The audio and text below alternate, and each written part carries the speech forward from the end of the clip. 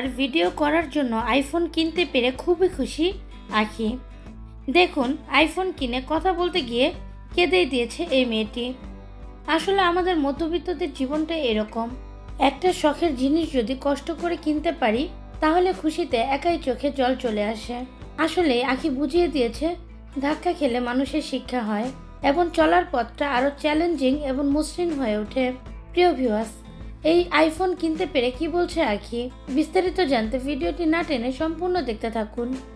আঁখি যখন তিশা ও আহাদের সংসার ছেড়ে চলে এসেছিল তখন আঁখির আইফোনটি তিশা ভেঙে দিয়েছিল। ভাঙা মোবাইল নিয়ে আঁখি খুব কষ্ট করে এতদিন ভিডিও করেছে এবং আঁখি এই কয়দিন প্রচুর পরিমাণ স্ট্রাগল করে নিজে একটি আইফোন কিনেছে যেন আমাদের মতো মানুষকে সুন্দর সুন্দর ভিডিও উপহার দিতে পারে আঁখি।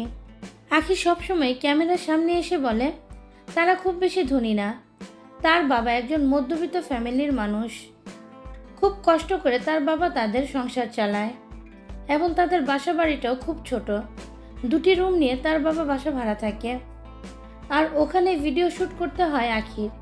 এর জন্য মাঝে মাঝে বাইরে এসেও ভিডিও করতে হয় আঁখির।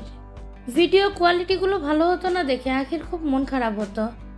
অবশেষে আঁখিও কিনে ফেলেছে একটি আইফোন এবং আইফোনটি কিনে সাথে সাথে ফেসবুকে পোস্ট করেছে এবং একটি গানের সাথে ছোট্ট একটি ভিডিও শ্যুট করেছে।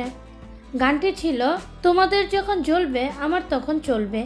এরকমই একটি গানের সাথে আইফোন কেনার ভিডিওটি সোশ্যাল মিডিয়ায় শেয়ার করেছে আঁখি। প্রিয় ভিউয়ার্স, আঁখির জন্য রইল শুভকামনা।